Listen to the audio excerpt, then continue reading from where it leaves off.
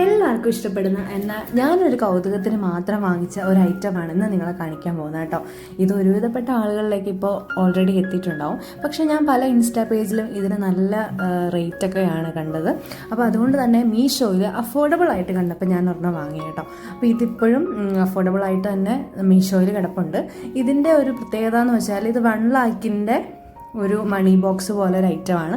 പക്ഷേ ഇതിൽ നിന്ന് നമുക്കറിയാം 1 രൂപ പോലും കൂടത്തൊന്നുമില്ല. നമ്മൾ ഇടുന്ന എമൗണ്ട് മാത്രമാണ് കിട്ടുന്നത്. പണം വളരണമെങ്കിൽ കുടുക്കയിലിട്ടിട്ട് കാര്യമില്ല കേട്ടോ.